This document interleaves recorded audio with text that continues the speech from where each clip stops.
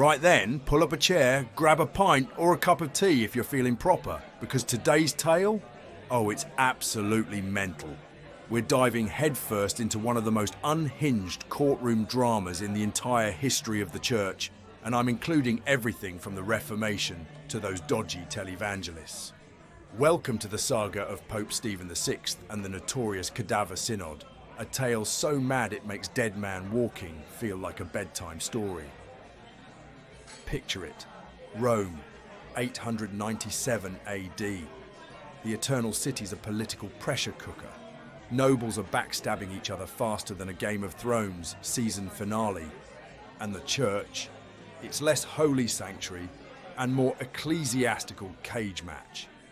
In the middle of this medieval soap opera struts our main character, Pope Stephen VI.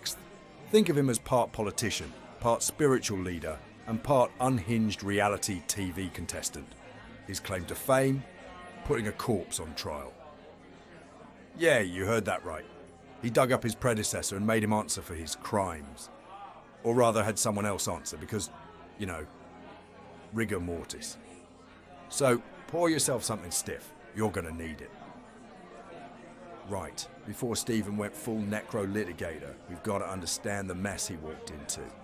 Late 9th century Rome was basically like trying to run a daycare in a lion enclosure. Popes came and went so fast you'd think they were cursed. Plenty were poisoned, imprisoned, or mysteriously disappeared. Let's just say it wasn't the golden age of job security. After Pope John VIII got himself assassinated, yeah, poisoned and then beaten to death with a hammer, subtlety wasn't really in vogue. The papal throne turned into a game of musical chairs. Noble families, the Crescenti, the Tusculani, the Spoletans, all wanted a slice of that Vatican pie. Cue faction wars, double dealings, and a carousel of popes so fast they might as well have installed a turnstile. Then along came Formosus. Formosus, who ruled from 891 to 896, was a complicated bloke.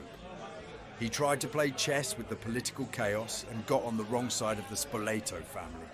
He crowned a German guy, Arnulf, Holy Roman Emperor, which ticked off the Spoletans who wanted their own man, Lambert, to get the nod.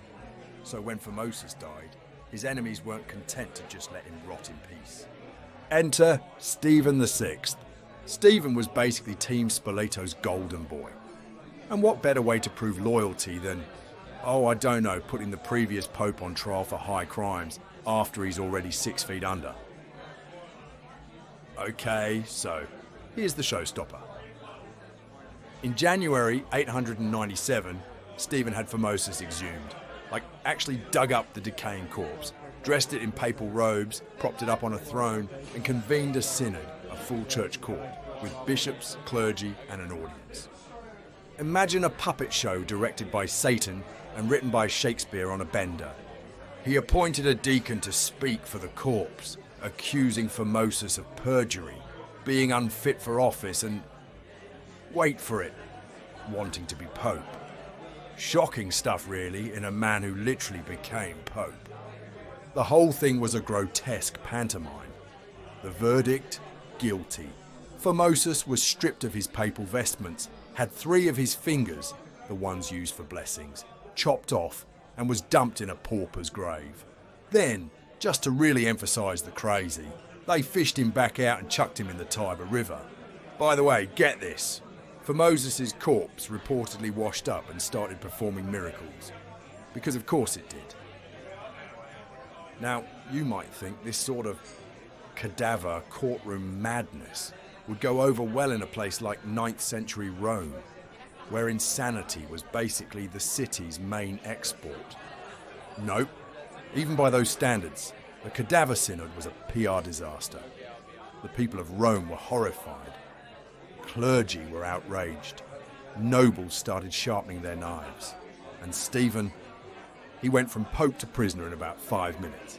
By the summer of 897, he was arrested, locked up, and, because poetic justice loves a bit of flair, strangled to death in his cell.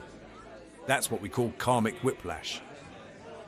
Let's play a quick round of, what if Stephen VI hadn't lost the plot? If he'd left Formosus to moulder in peace, he might have quietly ruled, stacked a few councils, maybe reformed a monastery or two. Instead, he ignited a theological wildfire that made the church look like a circus act, complete with skeletons on trial. Would the papacy have been stronger? Possibly. Would Stephen have lived longer? Almost definitely. But would we be talking about him now? Not a chance. Let's get into the meat of it. Stephen VI. Was he driven by belief or just drunk on vengeance and politics? Moral clarity? About as clear as a pint of spoiled ale. Purpose? Sure, avenge his backers, secure his power and torch Formosus' legacy. Integrity? Mate, he had the corpse of a pope propped up like a scarecrow in a courtroom. You tell me? Stephen's actions were less about theology and more about theatrics, a desperate grab at legitimacy, dressed in the vestments of piety. So where does that leave us? Pope Stephen VI's reign was short, chaotic and haunted. Literally. The Cadaver Synod became one of the most grotesque low points in papal history. Later popes had to undo his decisions and pretend none of it ever happened, kind of like Vatican control plus Z. But it did happen, and it reminds us that the church, like any institution, isn't immune to madness, power grabs, and the occasional corpse in the courtroom.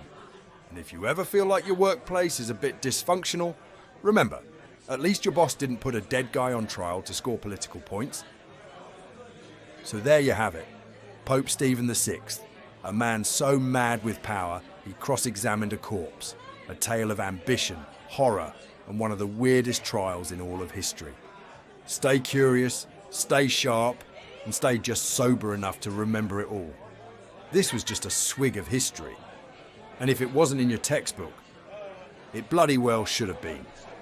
And before you go, do a bruv a favour and like, share and subscribe.